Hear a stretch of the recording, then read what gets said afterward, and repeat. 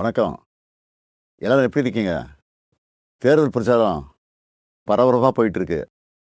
தமிழ்நாடு பூரா நான் மக்களை சந்திச்சாலும், இந்த வீடியோ மூலமா சில விஷயங்கள உங்ககிட்ட மனசு விட்டு பேசணும்னு நினைக்கிறேன். இன்னும் கொஞ்ச நாள்ல எலக்ஷன். இந்த சமயத்துல எனக்கு ஒரு விஷயம் மைண்ட்ல வருது. 2021ல இதே மாதிரி ஒரு சட்டமன்ற தேர்தல். அந்த சமயத்துல சில பேரு ஸ்டாலின் இஸ் மோர் டேஞ்சரஸ் தென் கருணாநிதின்னு சொன்னாங்க. கலைஞரோட என்னை எப்பவுமே ஒப்பிட முடியாது. அவரை நான் அப்பான்னு கூப்பிட்டதை விட தலைவர்னு கூப்பிட்டது தான் அதிகம். அப்படிப்பட்ட தலைவரை விட நான் மோர் டேஞ்சரஸ்னு அவங்க சொல்லும்போது எனக்கு ஒன்றே ஒன்று தான் தோணுச்சு. தமிழ்நாட்டை வஞ்சிக்க நினைக்கிறவங்களுக்கும் நம்மளோட வளர்ச்சியை தடுக்க நினைக்கிறவங்களுக்கும் நான் என்றைக்குமே டேஞ்சர் தான். இதில் தலைவர் கலைஞரை விட ஒரு படி மேலே இருக்கேன்னா அது எனக்கு பெருமை தானே. ஏன்னா இதெல்லாம் நம்ம தமிழர்களுடைய பிளட்லேயே இருக்குது. என் மேலே நம்பிக்கை வச்சு நீங்கள் என்ன சிஎம் ஆக்கி 5 வருஷம் ஆச்சு. ஸ்டாலின் சார் சிஎம் ஆனதெல்லாம் ஓகே, இந்த 5 வருஷத்தில் மக்களுக்கு என்ன பண்ணியிருக்கீங்க அப்படின்னு யாராவது கேட்டால் நம்மளால் மணிக்கணக்கா, ஏன் நாள் கணக்காக கூட பேச முடியும். முக்கியமாக எப்போவுமே தமிழ்நாட்டை வஞ்சிக்கிற ஒன்றிய அரசை எதிர்த்து தமிழ் மக்களுக்காக சண்டை செஞ்சிருக்கிறத இன்னும் பெருமையாக என்னால் சொல்லிக்க முடியும். சமூக நீதியுடன் கூடிய வளர்ச்சிங்கிறது தான் நம்முடைய முதன்மையான குறிக்கோள். அந்த வகையில் கர்ப்பிணி பெண்களுக்கு மகப்பேறு உதவித்தொகை, மகளிர் உரிமை தொகை, மகளிர் விடியல் பேருந்து பயணம், தோழி மகளிர் விடுதி, மக்களை தேடி மருத்துவம்னு கருவில் இருக்கிற குழந்தையிலிருந்து வயது முதிர்ந்த மூத்த குடிமக்கள் வரைக்கும் எல்லாரும் பயனடைகிற மாதிரி நிறைய திட்டங்களை கொண்டு வந்தோம். நம்மக்கிட்ட காசு இருந்தால் எடுத்துப்பாங்க, நிலைமை இருந்தால் பிடிங்கிப்பாங்க. ஆனால் படிப்பு மட்டும் யாராலையும் உங்கள்கிட்ட இருந்து எடுத்துக்கவே முடியாதுன்னு ஒரு சினிமா வசனம் இருக்குது. அது 100க்கு 100 உண்மை. நான் பதவியேற்றதிலிருந்து மாணவர்களை சந்திக்கும் போதெல்லாம் இதே கருத்தை தான் சொல்லிக்கிட்டு இருக்கேன். கல்வி ஒன்று தான் உங்ககிட்ட இருந்து யாரும் திருட முடியாத ஒரே சொத்து. அதனால தான் ஸ்கூலில் காலை உணவு திட்டம், காலேஜ் ஸ்டூடெண்ட்டுக்கு லேப்டாப், அரசு பள்ளியில் படித்த மாணவ மாணவிகளுக்கு மாதம் 1000 ரூபாய் உதவித்தொகை, நான் முதல்வன் திட்டம்னு கல்விக்காக மட்டும் இந்த ஆட்சியில் அவ்வளவு திட்டங்களை கொண்டு வந்திருக்கிறோம். நீங்கள் எந்த டேட்டா வேணாலும் எடுத்து பாருங்கள்.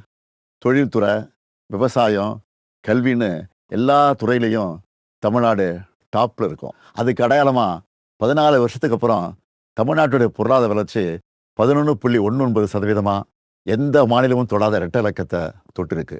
இன்னும் உயரம் தொடுவோங்கிற உறுதியும் எனக்கு இருக்கு. இப்படி எல்லா வகையிலும் நாம் முன்னேறி இருந்தாலும் ஒரு சில குறைகளும் இருக்குதுங்கிறது எனக்கு தெரியும்.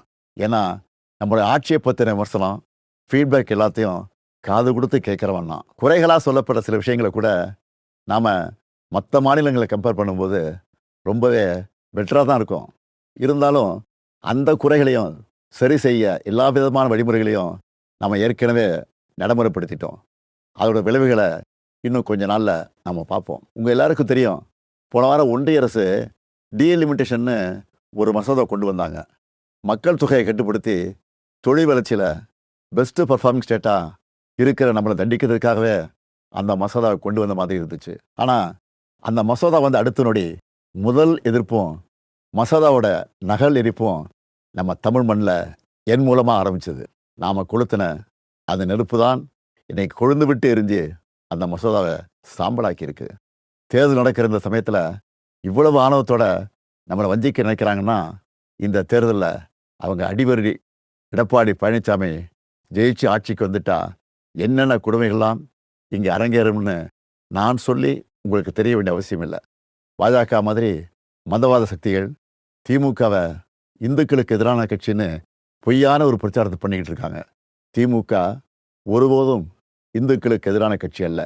எங்கள் ஆட்சியில் தான் ஆயிரக்கணக்கான கோவில்களுக்கு குடமுழுக்கு பண்ணியிருக்கிறோம். 7000 கோடி மதிப்புள்ள கோவில் நிலங்களை மீட்டிருக்கிறோம். இப்படி பொய்யான பிரச்சாரம் பண்ணுறவங்களுக்கு ஒன்றே ஒன்று சொல்கிறேன், 60 வருஷமாக திராவிட கட்சிகள் ஆளுகிற தமிழ்நாட்டில் தான் இந்தியாவிலே அதிகமான கோவில்கள் இருக்குது. இன்றைக்கி அதிமுகங்கிற அடிமை கட்சிக்கு ஓனர் பாஜக. அவங்க ஆட்சி செய்கிற மாநிலங்களில் கிறிஸ்மஸ் அன்னைக்கு சர்ச்சில் பூந்து கலவரம் பண்ணுறது, புல்டோசர் வச்சு இஸ்லாமிய மக்களோட வீடுகள் இடிக்கிறதுன்னு எவ்வளவோ கொடுமைகள் பண்ணுறாங்க. இதெல்லாம் தெரிஞ்சும் எடப்பாடி அவங்க காலில் விழுந்து கிடக்கிறாரு. ஆனால் சிறுபான்மை மக்களுக்கு ஒரு பிரச்சனைன்னா என்றைக்குமே நாங்கள் களத்தில் நிற்போம்.